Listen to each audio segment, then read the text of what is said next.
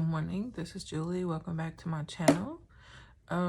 This morning I wanted to talk to you about happiness and how society puts all of these pressures on us of what makes you happy. And one of the big things is being with somebody or being in a relationship. And nobody wants to be lonely or by themselves. Some people are okay being alone because they're more introverted.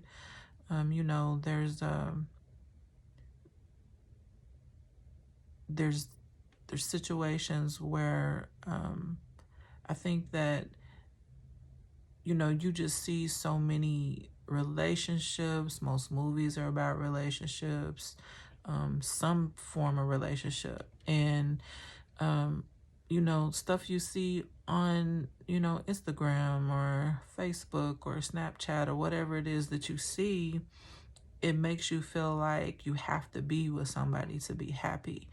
And nobody can make you happy.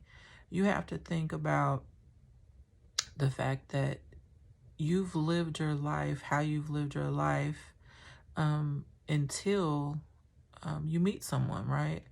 And so if you're meeting someone at, let's just say 18, then, y'all have both lived different lives. You're just now learning how to, or figuring out what you want and what it is that you like and don't like. And happiness doesn't come from a person. It comes from within you. It's about how you deal with the situations in your life, you being grounded in who you are. And you can't find that in someone else. They are who they are and you are who you are. So I would say that what you need to do is take the time to figure out who you are. Figure out what you like. Figure out what you don't like. Figure out the things that make you happy. Figure out the things that don't make you happy. Because then this will kind of lead you to the person that is going to be able to help you with those things. I don't want to say fulfill those things because another person can't do that. But, let's just say that you're an introverted person and you end up liking someone who's extroverted and they want to go out all the time, and that's not something that you want to do. That can make you unhappy, because if your happy place is being alone, you have to find someone that understands that it's not something wrong with you, because that can cause arguments, dumb arguments, that you're content by being at the house or being around the people that you love and you care about, and you don't feel the need to go out and be, out and about. And then, for someone who is extroverted,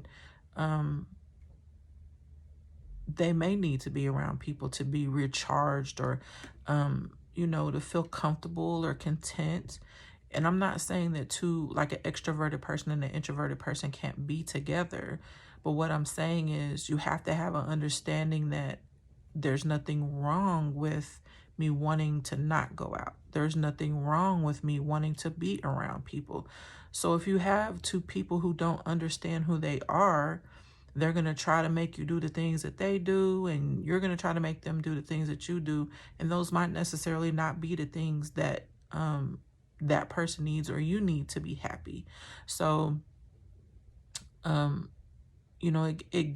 it can be a little complicated, a person understanding what it takes to make you happy is really what you need, because an introverted and an extroverted person can be, they can be good together. Because like I I'm a very focused person on certain things, and sometimes when I focus on certain things, like that's all that I see. I don't do anything else. So my social life kind of suffers. So, if you're with somebody who's a little extroverted, they can kind of help you like, hey, come on, let's, you need to take a break and be around other people for a little while. And, or if that other person is just going and going and going, you may be able to help ground that person.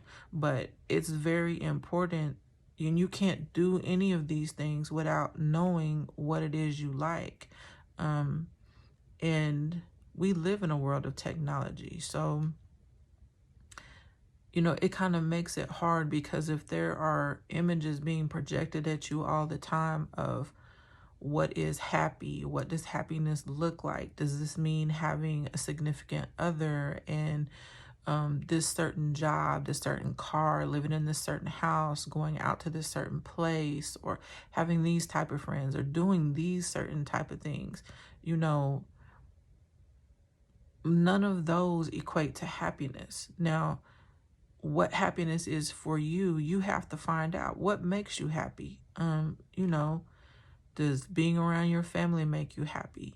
Does, working, helping others, does you have to figure out what it is, drawing, things that you love that just bring you peace. Because if you don't have that grounding to know that, then it, you know, it can hurt your happiness. And then, trauma or abuse is another factor. If you've been abused and maybe someone has taken your happiness away from you, or that event took the happiness away from you. And sometimes people can manipulate the things that you love and use these things against you, to, for their, whatever their motives are. And it can make you apprehensive to do some things that make you happy, because this person used this thing that brought you happiness, against you. So you have to be very careful in those situations that you kind of separate this person and this event from what made you happy, because that can be very damaging. But it needs to be dealt with so you can get back to being happy. And I understand it is very hard, for some people to be happy. And I'm saying this being a person that struggled with depression for a long time, and it's had, I'm a survivor of, domestic violence and,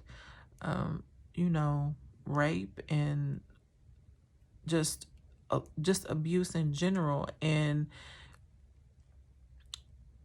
I don't say this lightly. Like, I don't want you to say, well, that's easy for you to say because you're not happy. You haven't been through the things I've been through. And you're right, I haven't. I've only been through the things that I've been through in my life. But what I am trying to say is, in spite of all of those things, you still can be happy. You still can find happiness. You can be happy in spite of the things that have happened to you in your life. And you can choose to be happy, because either you can, kind of just let those events play in your mind over and over, or what a person said to you, because it doesn't even have to be something as serious as trauma. It can be, just things that people say to you in slight, and I know that if you're a person of color, you also experience, like microaggressions and just the racial climate. There are certain things that can make you unhappy. Even just like watching certain shows that don't produce life. And I mean, like, I love like criminal type shows, right, where they investigate. I used to watch First 48 all the time. And, that's not a bad show, but it talks about death. And, if you're an empath like me, like certain things will really bother me, but I used to watch it all the time. So you have to be careful about the things that that you're sensitive to. If that type of stuff doesn't bother you, or you can just look at the facts of the situation and not be affected emotionally or mentally, then, then it's not a problem. But things that affect you emotionally and mentally, you have to be careful to stay away from that. Even like people who constantly talk about other people, or you see that they don't handle other people in situations well, they kind of do things for selfish gain. I stay away from those type of people because I don't want to be mad and upset, or I'm very protective of the people that I love, my family and my friends. And I don't want to put myself in a situation where I have to come out of character, because I've come a long way. I used to fight and argue, and I don't want to do any of those things. So, I've had to be intentional about situations I put myself in, people that I'm around, people that I choose to give my time to, because I've learned that I matter.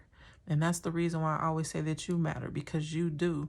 But I think until you realize that you matter, you'll never be able to fully grasp, being happy. You have to understand that you're valuable, that you matter, that you are important. And as I always say, that if you feel like you don't matter, understand that you matter to me, and go out and be a great person today.